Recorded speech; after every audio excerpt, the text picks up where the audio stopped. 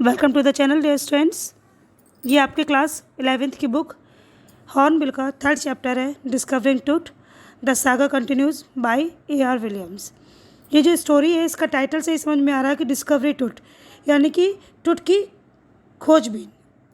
और उसके बाद में जो आपका सब टाइटल लगा हुआ है द सागा कंटिन्यूज, इसका मतलब है कि स्टोरी अभी भी कंटिन्यू है यानी कि लगातार चलती रहे। तो चलिए स्टार्ट करते हैं। जो इसकी ये चैप्टर है इसे हम लाइन बाय लाइन इसका एक्सप्लेनेशन देखेंगे और इसके बाद कुछ ही दिनों में इसके MCQs की सीरीज़ में भी इसे करेंगे। क्लियर? तो चलिए स्टार्ट करते हैं। जो ये स्टोरी है वो इस टुट के मौत के बाद उसकी मौत कैसे हुई और ये सारी चीज़ें ऑब्ज़र्व करने के लिए किस तरीके से उसकी डेड बॉडी का पूरी तरीके से उसका साइंटिफिकली ऑब्जर्वेशन किया गया, यही सब पूरा है इस स्टोरी में। तो चलिए स्टार्ट करते हैं। जब उसकी डेथ हुई थी तो वो टीन एज था यानी कि उसकी एज लगभग 13 से 18 के बीच में रही थी और वो अपनी जो उसकी फैमिली थी या जो उनका जो किंगडम था उसका सबसे लास्ट एयर था। यानी एयर मतलब होता है उत्तराधिकारी था। ठीक है। और इन लोगों ने शताब्दियों यानी सेंचुरीज तक इनकी फैमिली ने वहाँ पर अपना शासन किया था। उसे क्या किया गया था, जब वो मर गया था तो उसे गोल्डन लेयर से पूरी तरीके से कवर करके उसे दफनाया गया था और उस कुछ दिनों बाद लोग उसे भूल गए। 1922 में जब उसकी टॉम्ब की खोज की गई, जो मॉडर्न एज आया तो उसकी खोज की गई। खोज करने के बाद में उसकी ये कोशिश की गई उसके लिए कि वो किस तरीके से मरा था, क्या उसकी हत्या हुई थी या फिर किसी और तरीके से मरा था। ये सब जानने के लिए लगभग 80 साल बाद जो उसकी मकबरा था, जो उसका टॉम्ब था, उससे उसकी बॉडी को निकाला गया उसका CT स्कैन करने के लिए, ताकि जो उसकी मौत हुई थी उसके बारे में जाना जा सके। ठीक है। जो ये लड़का था फ़रा यहाँ पर जो वर्ड यूज़ किया गया, फ़रा मतलब होता है किंग। तो जो इजिप्टियन लैंग्वेज थी उसमें उस टाइम पर किसी भी किंग या प्रिंस को फ़रो बोलते थे। ठीक है।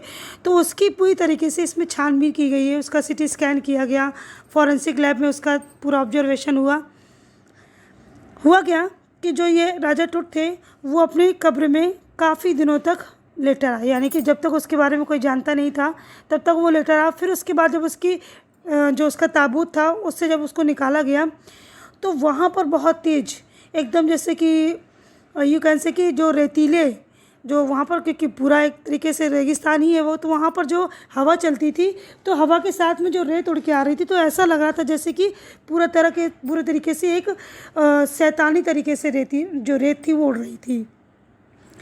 वहाँ काफ़ी भूचाल टाइप का आ गया था जब उसकी डेड बॉडी को उसकी टॉम्ब से निकाला गया।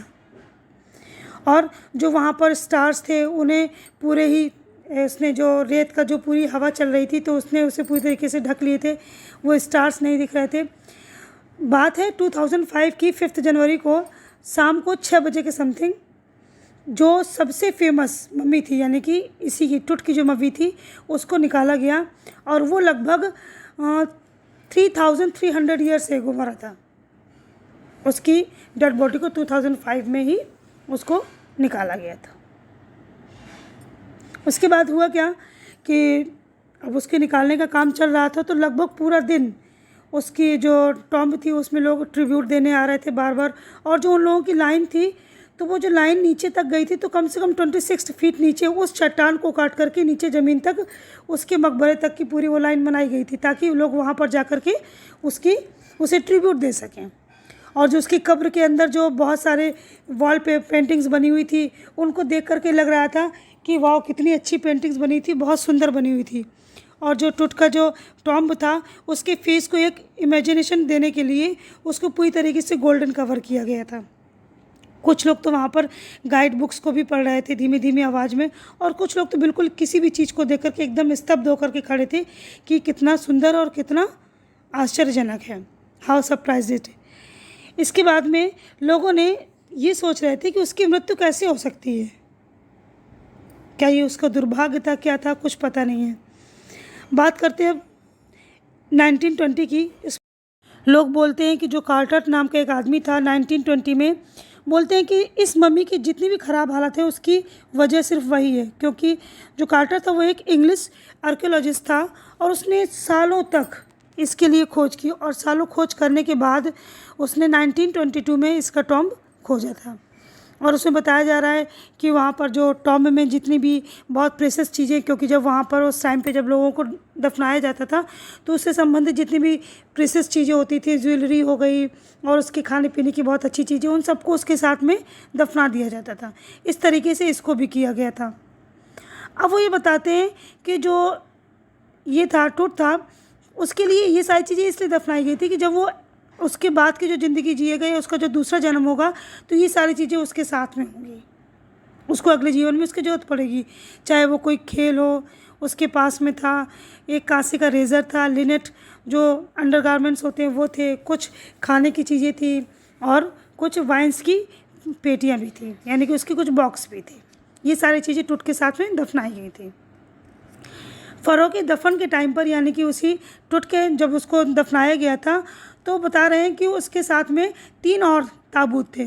अभी जो ये कार्टर था उसने उसकी जब खोजबीन स्टार्ट की तो उसने जब पहला वाला खोला तो उसमें उसे कफ़न मिला, और कफ़न में बहुत सारी चीज़ें थी, जैसे कि बहुत सारे फ्लावर्स थे वहाँ पर, जैसे कि जैतून के पत्ते हो गए, जो जंगली अजवाइन होती है उसकी पत्तियाँ हो गई, कमल की पंखुड़ियाँ, मक्के के फूल, ये सारी चीज़ों से पूरी तरीके से कवर था, सुसज्जित था।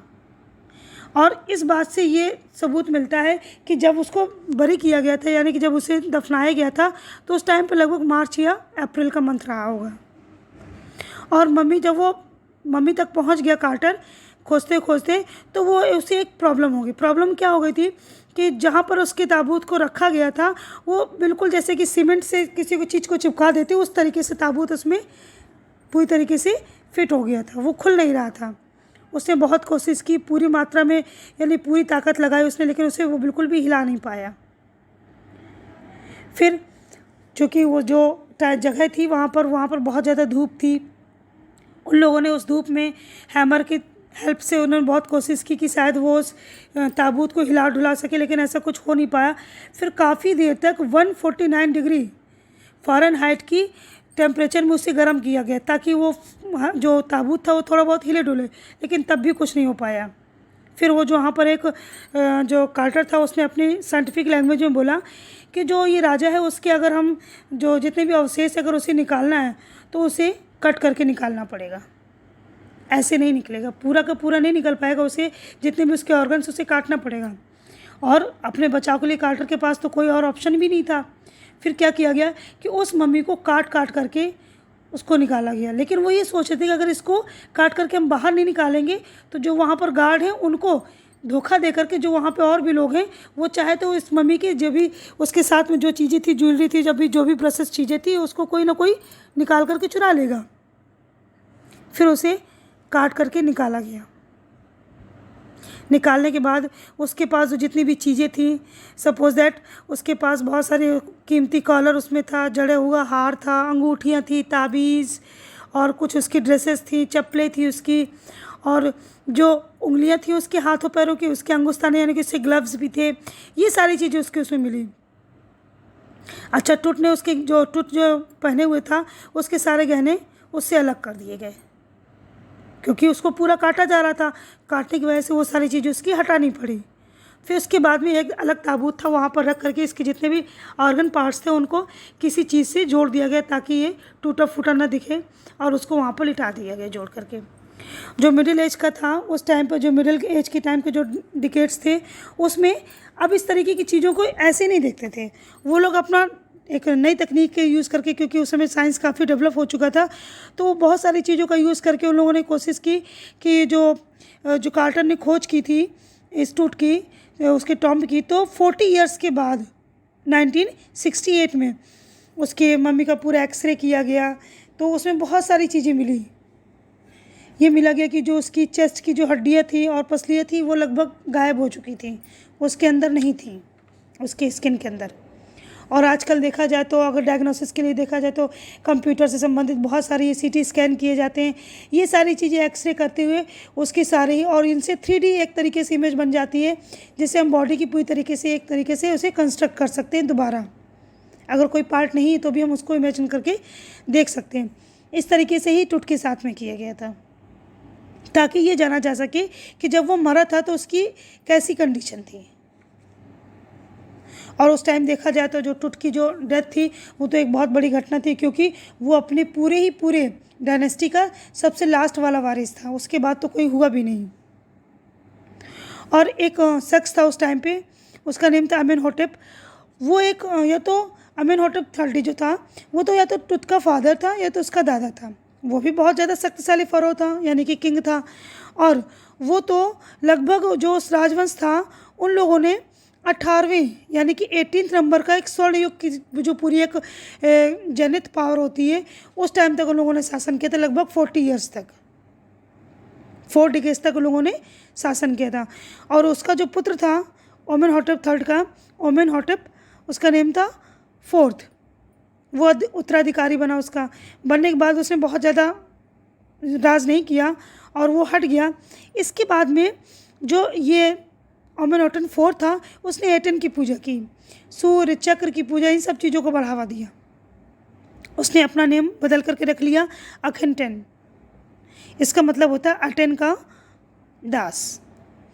और वहाँ पर एक पुरानी सी नगरी थी, सिटी थी, उसका नाम था थीब्स, और वो एक कैपिटल थी जो कि जिसे जाना जाता है उसके सिटी को अमरना के नाम से। और वहाँ का जो मेन राजा था उसका नाम था, उसे जो देवता थे वहाँ के उनको कहते थे अमुन। ये सारी चीज़ें वहाँ पर उस टाइम पे थी जब वो लगभग टुट के पहले की स्टोरी है ये।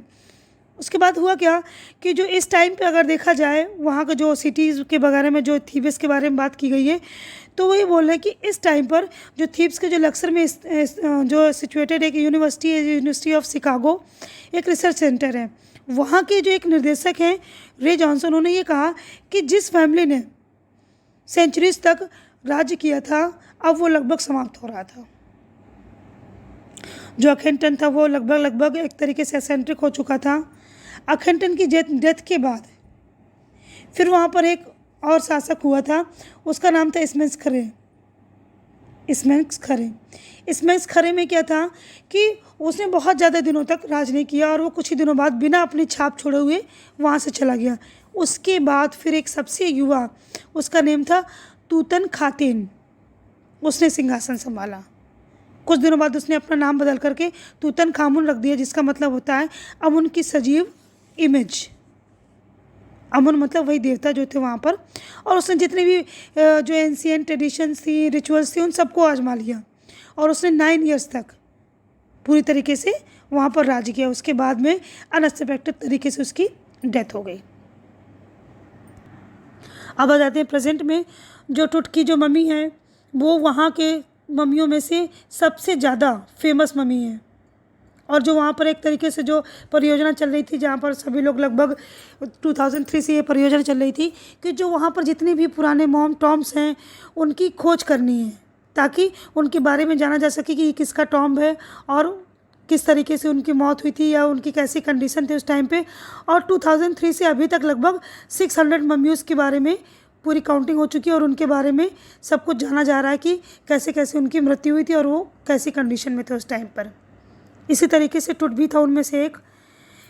फिर उसके बाद में एक CT स्कैन जो मशीन थी उसने करीबन 1700 डिजिटल जो रेज होती हैं उनके थ्रू उन्होंने उसका क्या किया कि उसके सिर का, उसके पैर के अंगूठे तक का स्कैन किया, यानी उसकी पूरी बॉडी का स्कैन किया।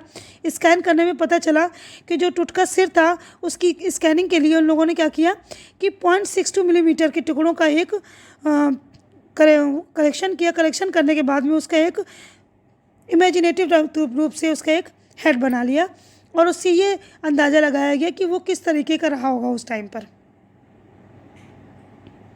हालांकि जो देखा जाए तो जो टॉम्ब का जो एंट्री गेट था उसके ऊपर जो वहाँ पर पंखों वाली देवियाँ थी, यानी कि एक तरीके से चित्र बना हुआ, तो वहाँ की जो होती थी डिवोटीज़ होती थी, उनकी देवियाँ जो थी वो उसका पूरी तरीके से उसकी रक्षा कर रही थी। अब स्कैन होने की रात में जो वहाँ के लेबर्स लोग थे उन लोगों ने क्या किया कि टॉम्ब को, जो टुट था उसको उसी टॉम्ब पर उठा करके ले आए बक्से में। जो उसकी टॉम्ब को जो उठा रहे थे उन लोगों ने देखा कि किसी तरीके से हमें सीढ़ियों में चढ़ कर के जाना है, क्योंकि टॉम्ब जो था वो तो सीढ़ियों से उतर के ही था, करीबन 26 फीट के नीचे ही था। जिस रात टुट की स्कैनिंग होनी थी तो जो मज़दूर थे उस समय, लेबर थे, जिनको टॉम्ब को लेकर के ऊपर आना था, उन लोगों ने क्या किया कि वहाँ पर हाइड्रोलिक जो लिफ्ट थे उसके माध्यम से, उसके थ्रू से वो ट्रेलर में उसको लेकर के गए और वहाँ पर जाकर उन लोगों ने उस डेड बॉडी को उसके जो उसकी मम्मी थी टुटकी, उसको स्कैनर पर रखा था। और लगभग 20 मिनट के बाद 2 व्यक्ति थे, वो लोग बाहर की ओर निकले और निकल कर दौड़ कर के जो नज़दीकी ऑफिस था, यानी कि पास में ऑफिस था, वहाँ पर गए और वहाँ से एक जोड़ी जो वाइट कलर की जो प्लास्टिक शीट थी उसे लेकर के आए। वो पंखे थे, लेकर के आकर के लगभग $10 लाख वाला जो स्कैनर था, ठीक है, क्योंकि स्कैनर भी गर्म हो जाता था और गर्म किस वजह से हो गया था, क्योंकि उसके जो पंखे थे उसमें रेत भर गई थी, इस वजह से वो बंद हो गया था। तो उसको ठंडा करने के लिए वो लेकर के आए थे और जो गर्म हो गया था, उन लोगों ने एक तरीके से मजाक करके कहा, परेशान होकर कि शायद ये फ़रो का अभिशाप है, मतलब जो टुट है वो अपने स्कैनिंग और ये सारी चीज़ें हम लोग उसके साथ में कर रहे हैं, तो किसी न तरीके से वो हमें कर्ज दे रहा है और इसी वजह से वो जो स्कैनर मशीन है उसका कूलर ख़राब हो गया है। हालांकि इसके बाद में जो ये पंखे थे उन लोगों ने ठीक तरीके से काम किया, जब तक कि उसका स्कैनिंग का काम चलता रहा, तो ये पंखे भी उसके बाद में काम कर गए। और करने के बाद ये पता चला कि कोई भी डेटाज जो थे, उसके आंकड़े थे, वो कोई गायब नहीं हुए थे। और जो टेक्नोलॉजिकल जो सुपरलिस्ट थे उन लोगों ने ये बताया कि सारी चीज़ें सही हैं और उन लोगों ने टुट को, जो वहाँ के लेबर्स थे, उनको उनके हवाले कर दिया। और लोगों ने क्या किया कि टुट को लेकर के उसी मकबरे में गए जहाँ से उसको निकाल करके लेकर के आए थे। और जितना भी ये स्कैनिंग वाला काम हुआ था वो 3 घंटे की लगभग पहले 3 घंटे ख़त्म होने के पहले ही उसका पूरा काम कर लिया था। और करने के बाद उस फ़रो को, यानी कि टुट को, उसी जगह पर जहाँ पर उसके मरने के टाइम पर उसे दफनाया गया था, वहाँ पर उसको दोबारा से लिटा दिया गया। हालांकि जब उसका स्कैनिंग की गई थी तो उसमें पता चला कि बहुत ज़्यादा आप लोगों को परेशान करने वाली या सरप्राइज़ करने वाली कुछ पिक्चर्स थी जो कंप्यूटर में खींची गई थी और ब्राउन कलर की, तो उसके सिर को तितर बितर करके कंप्यूटर स्क्रीन पर किस तरीके से इमेज बनाई गई थी ताकि हम लोग उसे अच्छे से सुपरवाइज़ कर सकें जो साइंटिस्ट थे। और उसको घुमाकर पलटा करके देखा गया तो ये पता चला कि उसके गर्दन और जो उसकी रिब केस थी वो पूरी तरीके से स्पष्ट दिखी, जैसे कि कोई भी, अगर मान लो हम फिजियोलॉजी लेबोरेटरी में अगर कुछ काम करते हैं, लैब में काम करते हैं, वहाँ जिस तरीके से प्रैक्टिकल किया जाता है उसी तरीके से पूरी तरीके से क्लियर दिख रही थी। अगर दूसरे चित्र में देखा जाए तो उसका एक हाथ देखा गया, रिब केस देखा गया और उसका जो स्कल था उसके स्कल का जो बीच का भाग था उसे भी देखा गया था। और लोगों का पूरी तरीके से जो डिप्रेशन था कि किस तरीके से इसकी मृत्यु हुई थी, कैसे मरा था, ये सारी चीज़ें ख़त्म हो चुकी थी। और वहाँ पर जो जाही हवास था, जो इस समय सुपरवाइज का काम कर रहा होगा, हो सकता है उसी कर्मचारियों में एक हो, वो कुर्सी पर बैठ गया और उसने स्माइल किया। उसने कहा कि चलो ठीक है, अब ये दिखता है कि कोई भी गड़बड़ी नहीं हुई है। वो ये कह रहा है कि पिछली रात तो मैं 1 सेकंड भी नहीं सोया और अब मुझे लग रहा है कि अब मुझे सो जाना चाहिए। जब हम लोग जो वहाँ की जो ट्रेलर की जो मेटेलिक वाली जो सीढ़ियाँ थी वहाँ से उतर करके नीचे आ रहे थे, उन्हीं ग्राउंड्स में जो रेतीले ग्राउंड्स थे, तो वहाँ पर लगभग जो शैतानी हवा चल रही थी वो पूरी तरीके से बंद हो चुकी थी और हवा एकदम बिल्कुल शांत थी। और जो टुट का जो मकबरा था, टॉम्ब था, उसके ऊपर जो उसका एंट्री गेट था उसके जस्ट ऊपर एक ग्रुप था स्टार्स का, जिसे बोलते हैं ओरियन, वो स्थित था। और कहते हैं कि उसे जो मिस्रवासी लोग थे उसे बोलते थे कि ये ओसिरिस की सोल है, यानी कि एक कोई देवता थे। ये उन लोगों के थे जो लोग मर जाते थे, उन लोगों के लिए देवता थे। तो कह रहे कि वो लोग क्या कर रहे थे, उसी एंट्री गेट के ऊपर स्थित थे वो जो स्टार ग्रुप था और वो इस फ़रो की निगरानी कर रहे थे, उसे सुपरवाइज़ कर रहे थे, उसकी देखभाल कर रहे थे। सो स्टूडेंट्स, ये चैप्टर आपका यहीं पर क्लियर होता है। आई होप कि आपको पूरी तरीके से समझ में आ गया हो, क्योंकि लैंग्वेज तो बिल्कुल ईजी ही थी। नेक्स्ट वीडियो हम लोग अपना नेक्स्ट वीडियो में नेक्स्ट चैप्टर कवर करेंगे। Thank you so much for watching.